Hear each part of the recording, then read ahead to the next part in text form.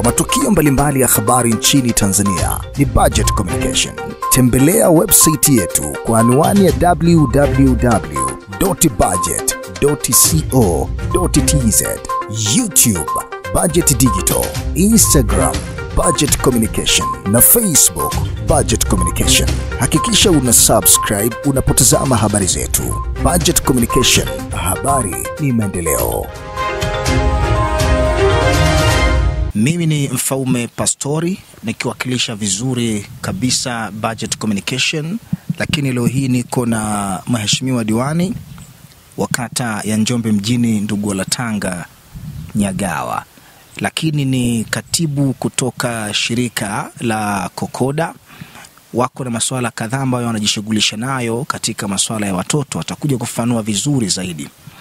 Lakini kwa sababu ni mtu ambaye anahusika na masuala ya kijamii, kubwa zaidi Mwenge wa Uhuru umekwisha anza mbio zake nchini Tanzania na umepita mikoa kadhaa. Tayari tumekwisha upokea Mwenge wa Uhuru katika mkoa wa Njombe. Lakini mwenge huu unatembea na ajenda kadhaa, zikiwemo masuala ya lishe, masuala ya rushwa, lakini swala zima la ukimwi kwa maana ya HIV, ambapo katika mkoa wetu wa Njombe sasa hili limekuwa ni tatizo. Tunapozungumza hivi sasa Mwenge wa Uhuru tukiwa tumeupokea, tunazungumza Njombe ambayo inaongoza kitakwimu nchini Tanzania. Miaka miwili iliyopita tulikuwa kwenye 11%, lakini hivi sasa tuko kwenye 12% za maambukizi ya virusi vya ukimwi. Tunaongoza nchini Tanzania. Ukipata takwimu pengine ya kitaifa, manake maambukizi hapo 4% tu kwa Tanzania bara, lakini kule Zanzibar ni 0%. 12% unaipata katika mkoa wetu wa Njombe, na hili linaangaziwa katika mbio za mwenge. Katika kujadili swala hili basi, je, nini tufanye katika mkoa wa Njombe ili kutokomeza basi janga hili? Nimemwalika mheshimiwa diwani na nimemtembelea hapa, tuzungumze kidogo kuhusiana na swala hili. Karibu sana mkuu. Asante sana ndugu mtangazaji, na kwa kweli nashukuru sana kwa wasaa huu tuweze kujadili mambo muhimu kuhusiana na mambo ya ukimwi, lakini na shughuli za mwenge kwa ujumla katika taifa letu la Tanzania, na namna ambavyo mwenge unahamasisha maendeleo pamoja na kutoa elimu mbalimbali inayohusu jamii yetu ya Tanzania. Kwa kweli nashukuru sana. Kokoda ni nini?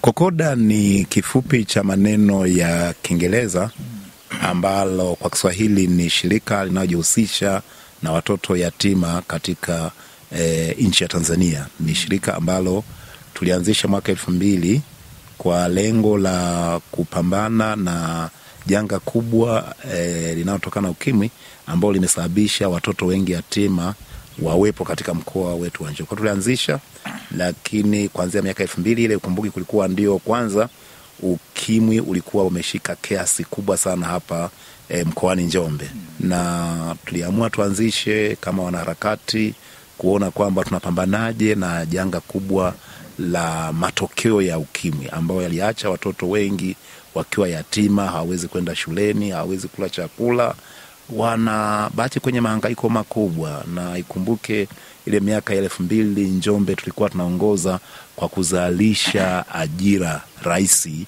katika taifa.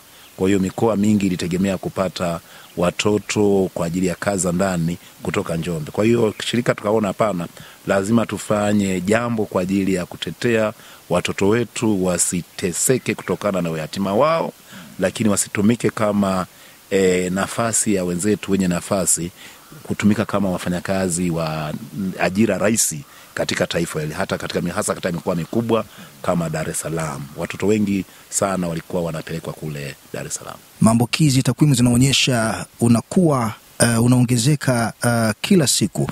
Waathirika wakubwa ni miaka 15 na kuendelea. Unatazamaje juhudi ambazo zimefanywa, na pengine nini ambacho kimekuwa kikifanyika pengine katika kukabiliana na changamoto hii? Kwa kweli mimi niwe mkweli, nishukuru sana serikali ya Tanzania baada ya kukumbwa na hili tatizo kubwa la ukimwi.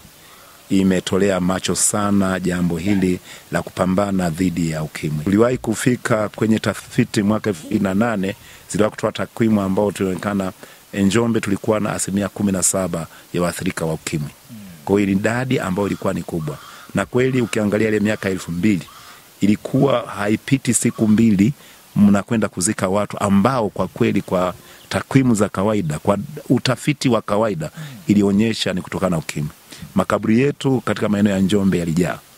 Kila siku vilio, watu walianza kuzoea kulia.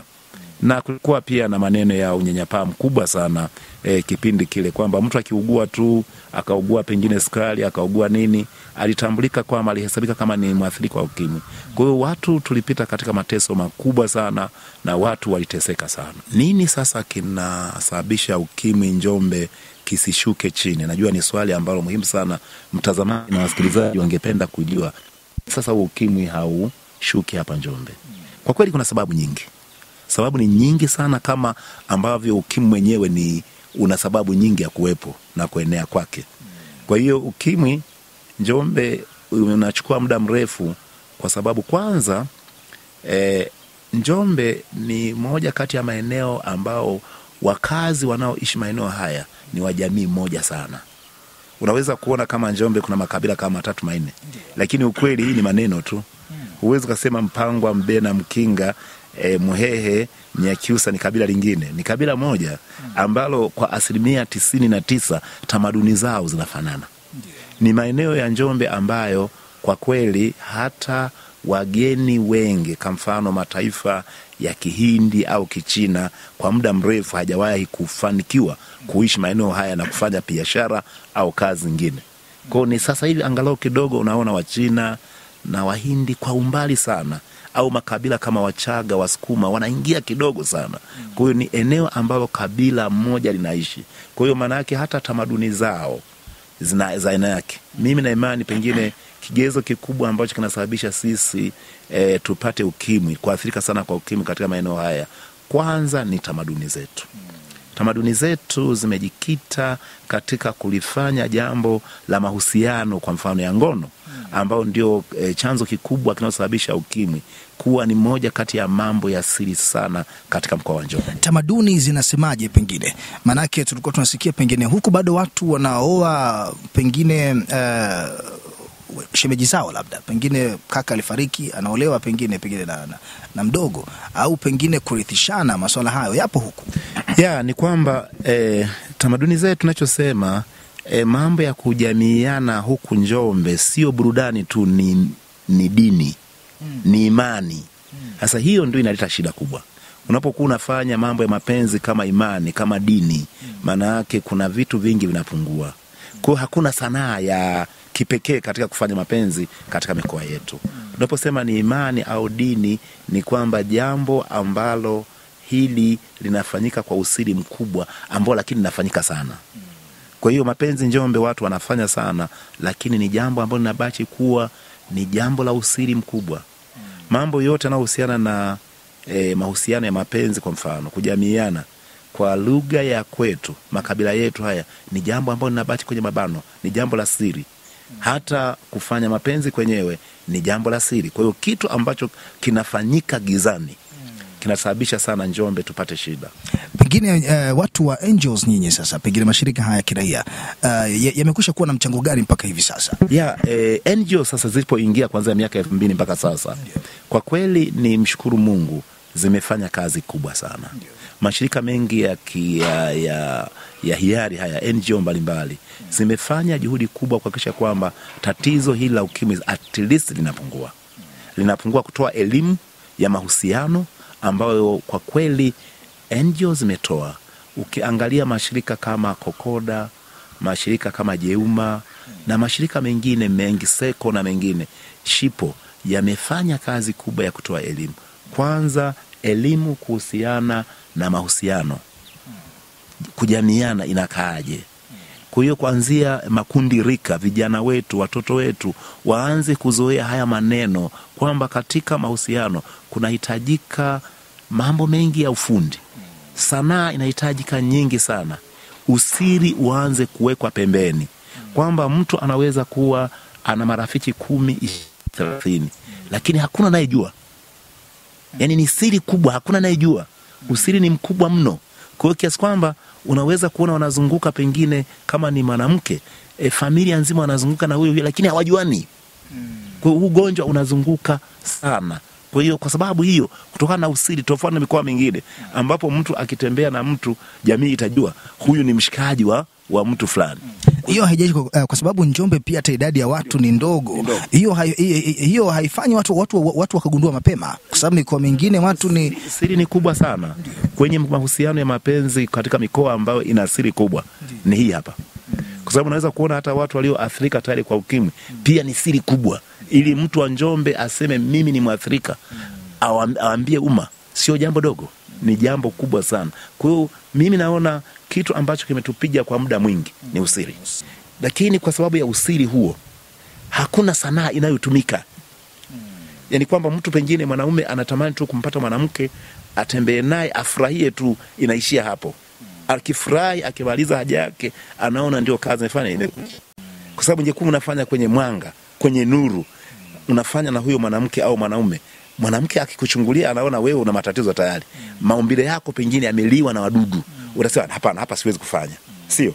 Lakini pia matumizi ya kondom pia imekuwa ni usiri mkubwa sana. Kutokana na usiri huo, hakuna mtu anajiamini kwenda dukani kununua kondom. Na kuna kipindi kondom Njombe zilielezwa kuadimika. Hii ilikuwa ni habari kubwa nchini Tanzania. Hii ilikuwaje? Ya, ni kweli ilitokea kipindi fulani kwamba kondom ziliadimika. Ni kitu ambacho kweli kilisemwa. Hizo kondom zinatumika sasa kwenye mazingira gani? Inawezekana pengine ile sehemu ya kwanza tu ndio zinatumika kondom, lakini baadaye wakishazoeana pia hawatumii. Kwa hiyo nadhani ni kweli ilikuwepo. Ni kweli matumizi ya kondom inatumika. Hii zinatumika, lakini zinatumika wakati gani, stage gani? Mara nyingi utafiti wa NGO tumegundua kwamba zinatumika wakati wa kuanza mahusiano. Wakishaanza siku ya kwanza ya pili, biashara ya kondom inakaa pembeni. Jambo hili pia limesababisha sana watu wajiamini kwamba okay, nilitumia kondom halafu tukadanganyana. Ukamuuliza mpenzi wako, una mahusiano na mtu mwingine, anadanganya kwa sababu tayari kuna usiri.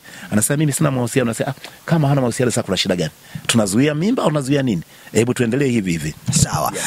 Pengine sasa tuangalie tuko na Mwenge wa Uhuru. Yanafanyika haya ya kuhamasisha na kuelimisha. Nadhani hao yatazungumzwa pia.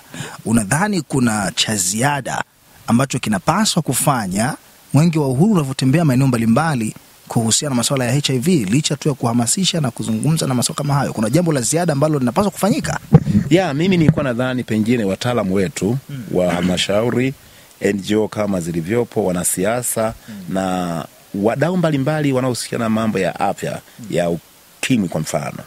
Nidhani pengine tusiishie tu ile mikakati ambayo imegunduliwa na nchi za wenzetu. Kwa mfano matumizi ya kondom, elimu nyingi za elimu rika na nini zimegunduliwa wenzetu walioendelea. Kama Marekani ambao ndio wafadhili wakubwa wa miradi ya ukimwi, pamoja na baadhi ya nchi za Ulaya. Pengine wanasayansi wetu wa Tanzania, wasomi wetu wa Tanzania waone namna gani wanaweza kufanya utafiti ambao utaleta majawabu kwa mbinu sahihi ambazo zimegunduliwa pia katika mazingira yetu, ili tuweze kwenda vizuri na tuweze pengine kupunguza hii tatizo kubwa la ukimwi. Kwa sasa hivi ambapo tulianza kupoa, ukimwi ulianza kushuka hapa Njombe. Kitu kipya ambacho taka kimezaliwa kutokana na tabia zetu ni mfumuko wa uchumi. Mfumuko wa uchumi kwenye mambo ya mazao kama parachichi pamoja na zao la mbao. Sasa hivi kuna wageni wengi sana kutoka maeneo mbalimbali ya nchi wamekuja Njombe, na wanakuja kukutana na watu ambao hawana elimu kubwa sana, hawana uwazi sana kwenye mambo ya kujamiana. Kwa hiyo kwa kweli pia inasababisha idadi ya hawa ambao wanaathirika kwa ukimwi endelee kuongezeka. Machache ambayo nilihitaji uyafahamu, hakika utakuwa umeyafahamu. Inawezekana usiri kama alivyosema mheshimiwa likifanyiwa kazi itakuwa ni kitu kizuri sana. Tuhamasishe ndio, tuelimishe, lakini tuwe na ziada baada ya hapo, itakuwa ni jambo zuri zaidi. Lakini mila desturi ambazo pia tunakuwa tuko nazo, zile ambazo hazifai tuachane nazo. Matumizi ya kondom basi tusifanye kwa mazoea. Ile mara ya kwanza ukasema sasa tumezoeana, basi hiyo huwa inakuja kuwa mwiba tena baadaye. Ulikuwa nami Mfaume Pastori na hii ni Budget Communication.